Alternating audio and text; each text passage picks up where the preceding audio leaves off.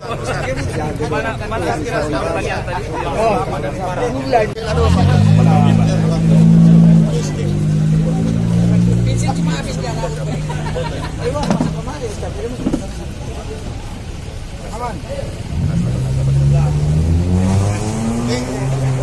Ada jemput Paku? Ada jemput. Nanti mau dikatakan lagi. Dikasih surat peringatan dulu kan? Surat 3 kali, 3 kali. Ya.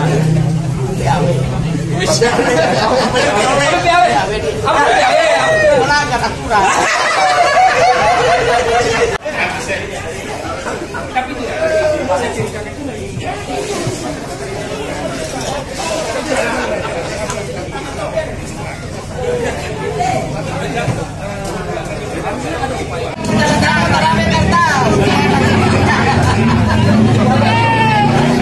Angka Hendrasul. Pancasila. Pancasila. Merdeka. Pancasila. Pancasila. Terima kasih. Assalamualaikum warahmatullahi wabarakatuh.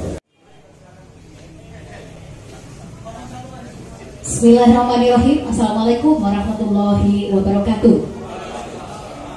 Dan salam sejahtera untuk kita semua pada sore hari ini, awal tahun 2023. Dan kita hari ini ada berbagai macam agenda yang nanti bisa mendukung program dari Pemuda Pancasila itu sendiri untuk bisa mewujudkan dari hasil diskusi kita tentang pertanian yang lebih mengarah kepada keberpihakan masyarakat petani kita, dan itu sudah akan nanti diwujudkan oleh organisasi ini untuk bisa membentuk yang namanya dalam program petani Pancasila, warung Pancasila yang sudah kita bincangkan tadi, dan insya Allah ini nanti akan ditindaklanjuti di masing-masing MPJ. Dan hari ini kita akan bicara banyak tentang bagaimana organisasi ini Pemuda Pancasila ke depan di 2023. Nah, hadir bersama kita semua dan juga untuk menghemat waktu, hari ini juga dihadiri oleh Dewan Pakar dan juga hadir dari Kesbangpol Provinsi, Kabupaten Kota, dan juga dari Kominfo Provinsi dan Kabupaten Kota, dan juga kepada segenap pengurus yang sudah hadir. Dan pada kesempatan ini yang akan mengawali pengantar dialog kita, ngobrol kita hari ini, saya akan mengundang dengan hormat Abangda Ketua Bidang OK, Abangda Dr. Sakmin Madinah, untuk bisa memberikan pengantar untuk dialog kita. Nah, kita beri aplaus untuk beliau. Silakan.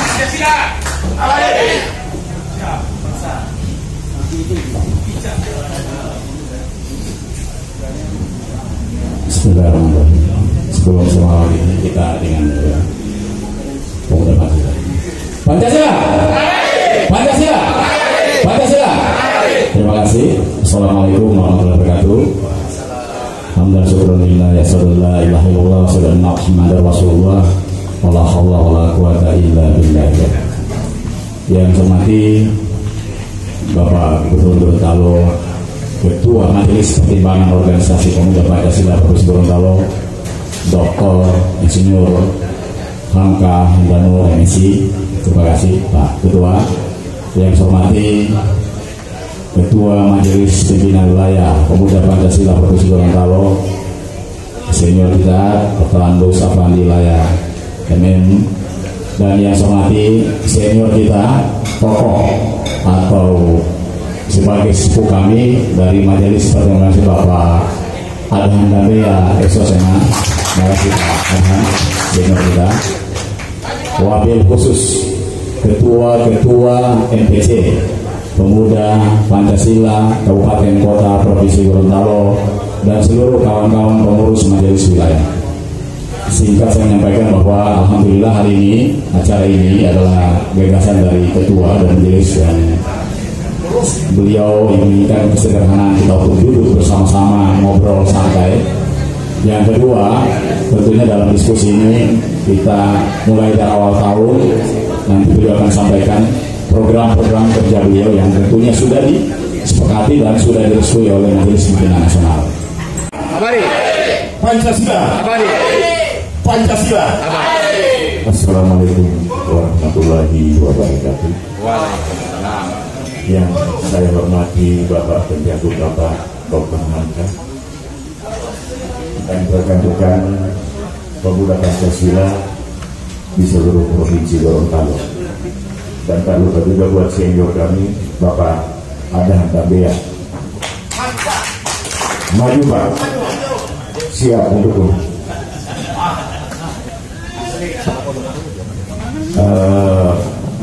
Jadi yang pertama-tama saya ucapkan selamat tahun baru 2023, yang pada hari ini juga kita akan membicarakan program Pemuda Pancasila ke depan. Jadi yang pertama-tama itu kita akan merubah yang notabene pada saat itu, waktu dulu itu kan Pemuda Pancasila ini identik dengan premanisme. Nah sekarang di tahun ini kita akan berubah kalimat-kalimat premanisme itu, yang mana kita bikin bahwa Pemuda Pancasila itu dekat dengan rakyat. Jadi beberapa program yang kami sudah siapkan untuk ke depan di 2023 ini, insya Allah akan berjalan dengan lancar, dan disampaikan juga ke Pak Pencagup sebagai NPO bahwa program-program yang akan kita laksanakan untuk Pemuda Pancasila di 2023 ini, yang sementara kita laksanakan itu pertama Warung Pancasila. Nah, jadi Warung Pancasila ini atas kerjasama Pemuda Pancasila dan Kadin, dan itu sudah di-launching pada tanggal 17 November kemarin di Jakarta.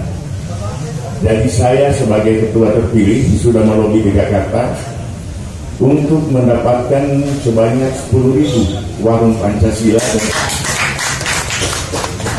dengan alasan saya bahwa kita masyarakat Gorontalo itu termasuk daerah miskin 5 besar di bawah.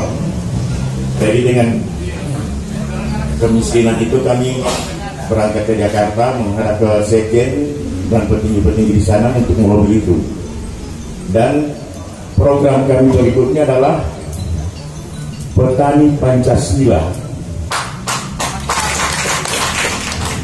Petani Pancasila itu sekarang sudah di Kementerian Pertanian, dan alhamdulillah kita mendapatkan 2.000 hektar,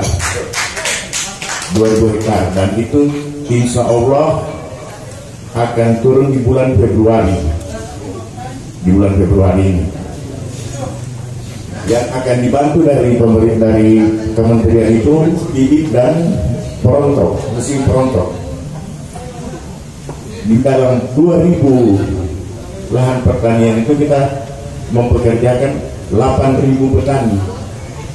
Nah, jadi di sini kita mengambil sila dari Pancasila, keadilan sosial bagi seluruh rakyat Indonesia. Nah, program berikutnya yang sementara saya dekati ke pihak Telkom. Dari Telkomsel itu ada bantuan dana bergulir untuk para petani yang nantinya bisa dipinjamkan dan digulirkan bagi setiap petani.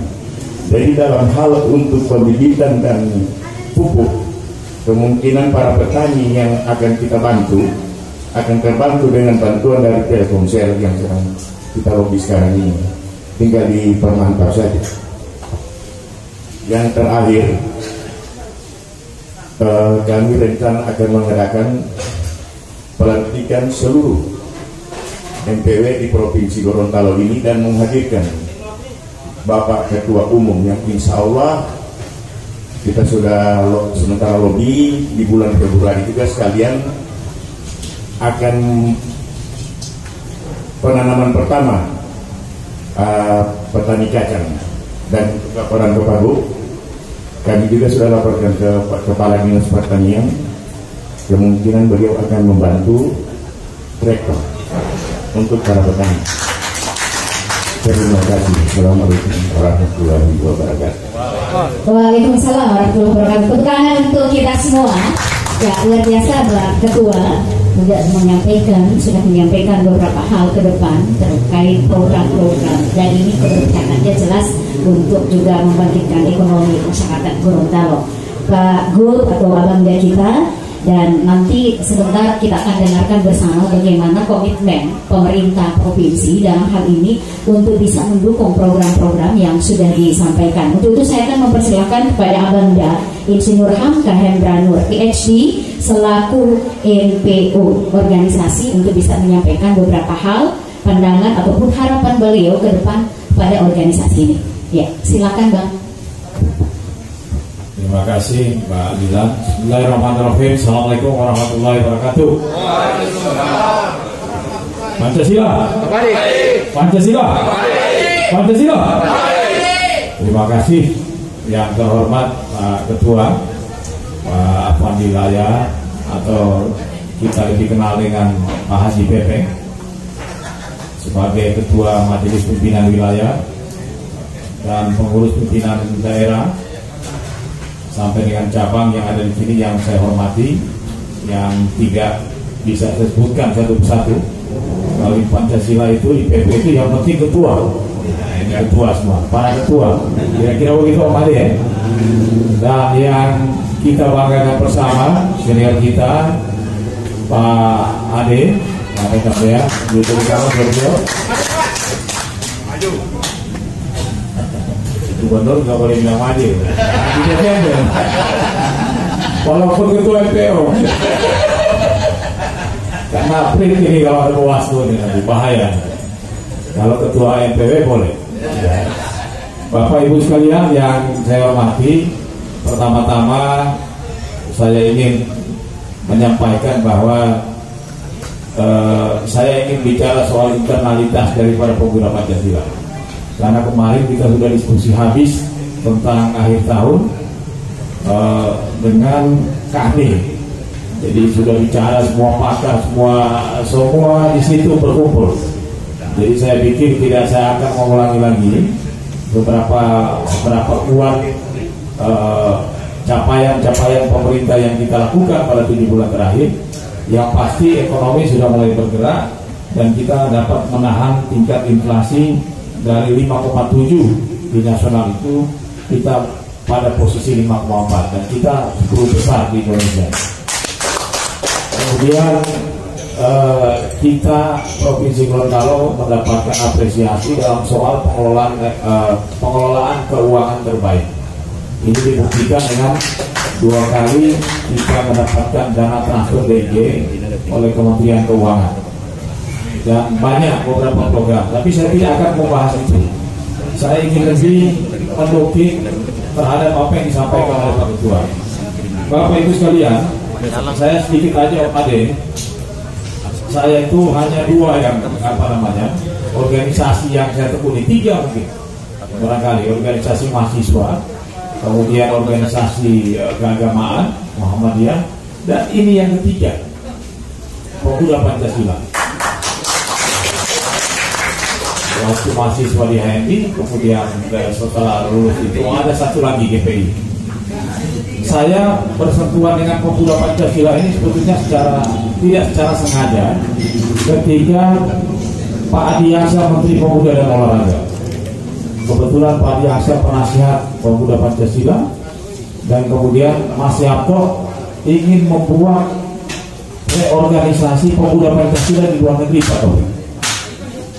Nah, saya kebetulan waktu itu posisinya lagi belajar di Kuala Lumpur, dan saya tahun 2007 menjadi pembina Pemuda Pancasila, khususnya SATMA, Satuan Pemuda Mahasiswa.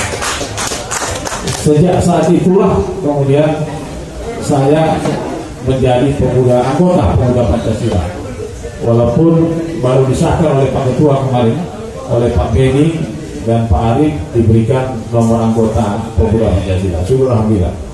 Bapak Ibu sekalian, sejak 2007 saya agak sedikit merubah gaya Pemuda Pancasila di pusat. Saya bilang ke Mas Dedi.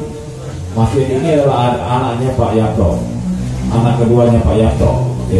Sekarang ini ketua Satma, tidak, ketua PP DKI kalau nggak salah.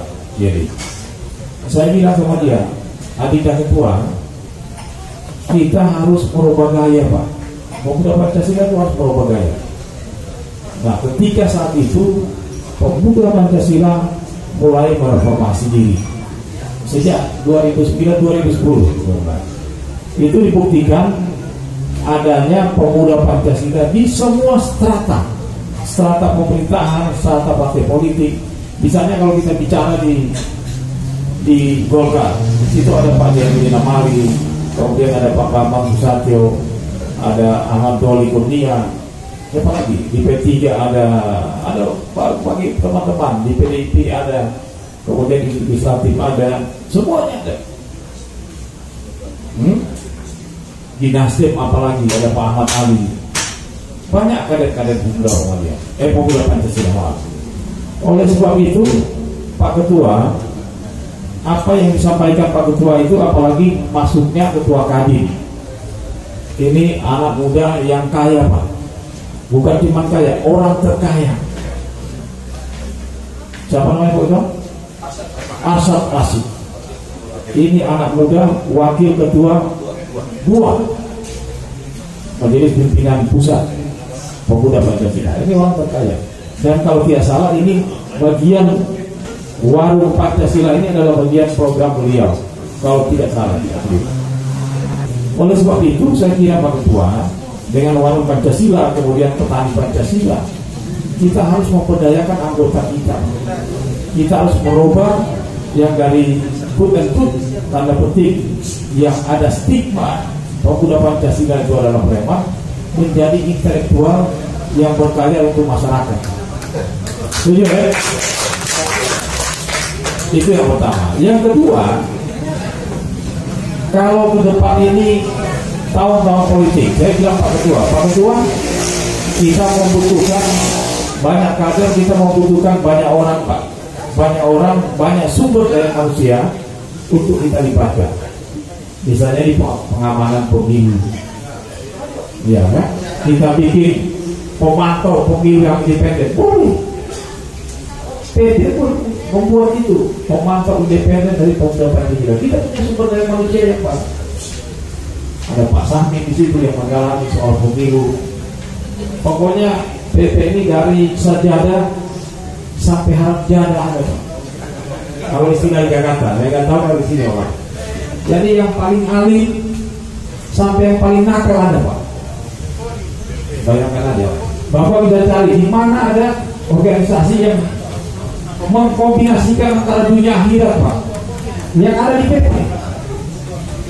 Oleh sebab itu, nah urusan pemuda petani Pancasila, kami Pak Ade menggelontorkan dana, saya hampir kurang lebih 50 miliar. Saya serius untuk membangun pertanian di Delta. Kata Pak Kadis pertaniannya Pak, seumur mungkin nanti diklarifikasi oleh keadaan Nambia. Seumur provinsi berdiri belum pernah kita membeli alat sebanyak ini Pak. Saya mau pilih ini Pak Taufik bisa klarifikasi. Sekarang kita punya semua alat modern, traktor modern, pasca panen modern. Kalau dulu petani memanen itu cuma dipukul-pukul begini, tidak perlu.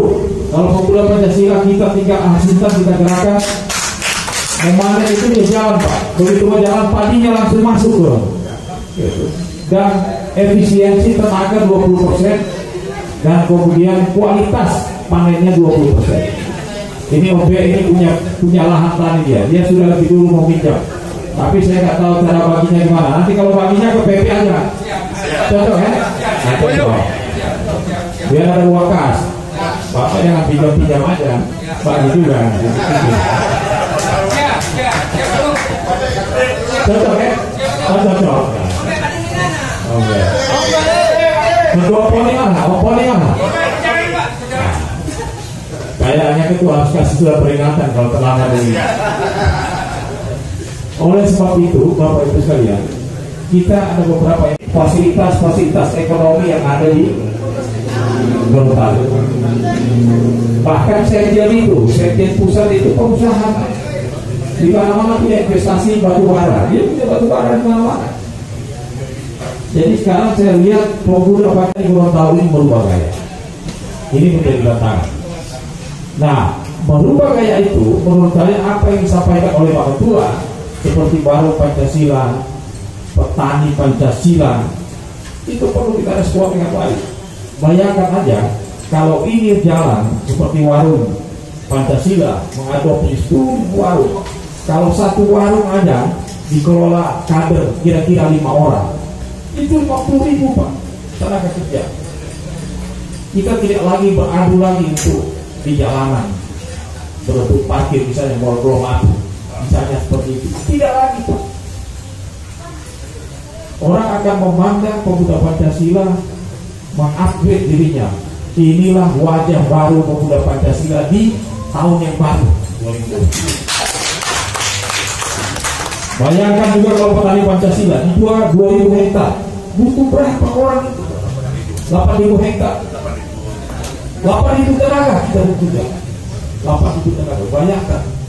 Oleh sebab itu saya menyarankan Pak Ketua cepat cabang-cabang ini, apa namanya istilah bawahnya MPC cepat diaktifkan. Kemudian saya usulkan bikin TOT khusus pelatihan ini Pak, orang berbisnis. Ajari. Pertanyaan Pak Gubernur, saya ini sudah tua. Tidak ada Pak, orang bisnis itu ada tua dan muda. Yang ada adalah kemampuan kalau kita mau.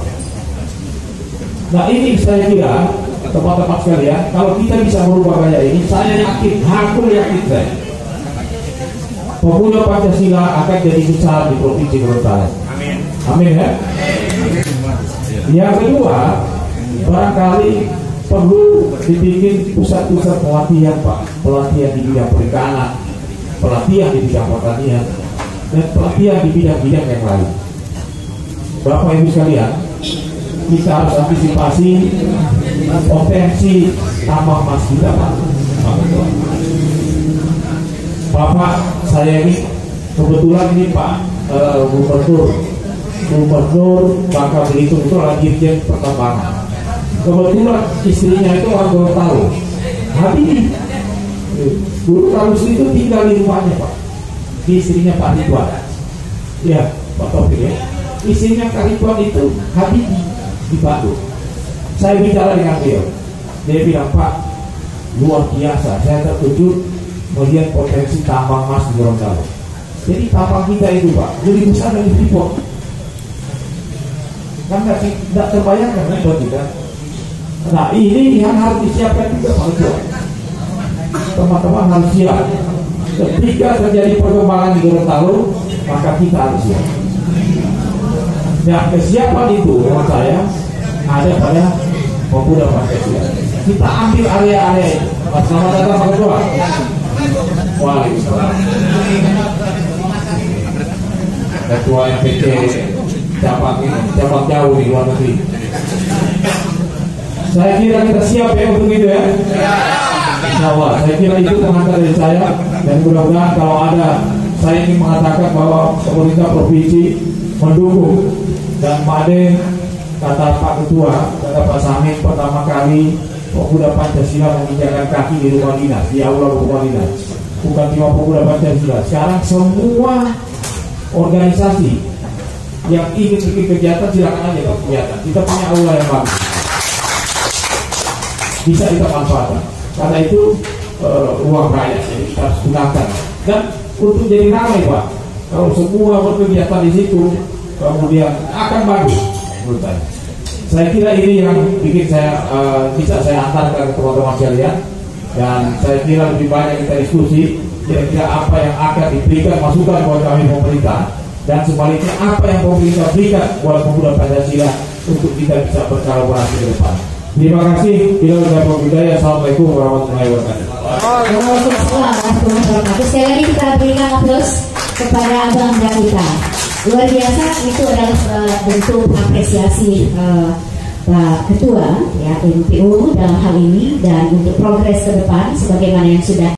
Di sini saya mengharapkan melalui pemuda Pancasila, bagaimana alat dan mesin tadi itu bisa berperan langsung di masyarakat dan mereka gampang mengakses Pak pejabat gubernur. Karena saya masih bayarkan, terutama dalam pinjam itu harus mengeluarkan uang 1 juta untuk bayar DBR dan lain sebagainya. Padahal sebenarnya ini harus pengaturannya cukup gampang aja dibagi 3 untuk yang punya alat, untuk BBM, untuk maintenance-nya, dan untuk operatornya. Kita juga ya tawati teman-teman semua kalau istilah dulu ketua-ketua yang sama. Alhamdulillah hari ini kita tepat tanggal 1 Januari 2023 memasuki tahun 2023. Alhamdulillah hari ini beberapa persidangan melaksanakan pertemuan, dan ini sebagai tanda bahwa dimulainya sudah pada sidang dengan pola pikir yang baru. Karena memang kalau Pemuda Partai Gorontalo ini lahir sejak tahun 82 ada di Gorontalo. Saya mau menyampaikan bahwa yang disampaikan oleh teman-teman pertama oleh Profesor Iqbal. Saya kira saya sependapat dengan beliau. Jadi dari jangan silakan, tetapi baik hasil. Ya, saya selalu dengan Pak Rob bahwa jangan dibayar, tetapi baik hasil.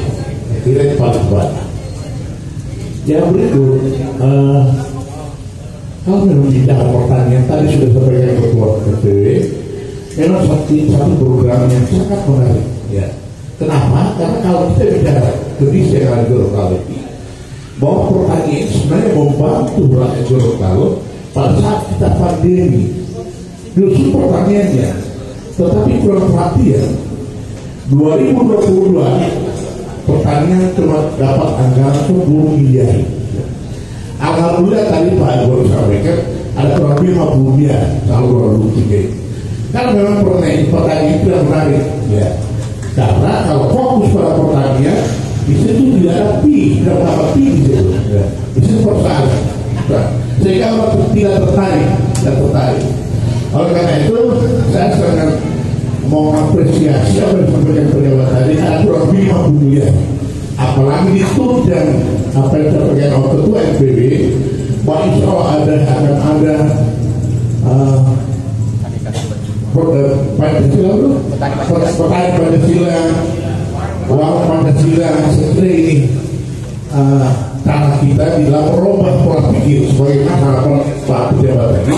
Artinya dengan program ini salah, saya kira itu. Baru yang terakhir tadi sampaikan teman Pak Roman, itu kondisi yang ada di Gorontalo ini, tetapi memang saya kurang perhatian pemerintah dalam soal apa yang disampaikan Pak Roman tadi. Itu kondisi yang terjadi di Gorontalo, sehingga kondisi ini orang tahu, tetapi tidak lanjutnya ya tidak. Ya. Cuma masalah biarkan masalah berjalan terus, tetapi tidak pernah ada pada saya. Dengan pertemuan hari Insya Allah akan merubah pola pikir, utamanya Pancasila, ke depan akan maju lagi. Dan terakhir kita semua mengajak kita semua untuk marilah kita baca Al-Fatihah untuk Pak Yos Martaboni yang berdirikan Pura Partai Golkar. Terima kasih. Bismillahirrahmanirrahim. Alhamdulillahirrahmanirrahim. Ar-Rahmanirrahim. Maliki yaumiddin. Iyyaka na'budu wa iyyaka nasta'in. Ihdinas siratal mustaqim. Siratal ladzina an'amta 'alaihim ghairil maghdubi 'alaihim waladdallin. Terima kasih. Assalamualaikum warahmatullahi wabarakatuh. Terima kasih Pak Rehan, dan ini waktu kita 1 menit lagi ke 5.30 setengah. Pabrik juga harus hadir dan acara yang sama. Nah, ini luar biasa. Terus terang dengan adanya bantuan alat pertanian itu sangat membantu kita di tingkat petani. Kita tidak susah-susah lagi untuk menyewa orang, tapi ini akan terus terang ada satu yang kami hadapi sekarang Pak Bu adalah merangsang anak muda untuk menjadi petani itu sangat sulit. Kenapa? Karena biaya operasional ketika kemudian dia menjadi petani dengan hasil yang didapatkan tidak sebanding, bahkan tidak mampu. Saya kalkulasi saja Pak ya, satu pantamo untuk sawah itu hanya menghasilkan 15 karung gabah. Dengan asumsi ketika kemudian dijadikan beras itu hanya sekitar 700 kilo. 700 kilo ketika kemudian dipotong dengan biaya operasional dari pengolahan pajak sawah, baru pupuk, obat, tidak dihitung tenaganya Pak, itu hampir sekitar 400 kilo. Kalau dia petani penggarap, berarti dia harus membayar sewa tanah 150 kilo. Itu saja Pak, berarti cuma sekitar 150 kilo untuk 4 bulan kemudian ketika dia sampai panen berikutnya. Ini sangat miris ketika kemudian itu menjadi menjadi beban mereka ketika kemudian mereka menjadi petani. Mau tidak mau ketika dia menjadi petani, dia harus ada usaha lain. Minimal dia jadi buruh bangunan di tempat usaha ketika kemudian dia menunggu hasil panen berikutnya. Maka ini kemudian menjadi kendala kita Pak. Ketika kemudian dia menjadi petani, generasi muda rata-rata sudah nggak mau menjadi petani Pak. Yang ada sekarang hanyalah orang-orang tua dari anak muda itu sendiri yang mau menjadi petani.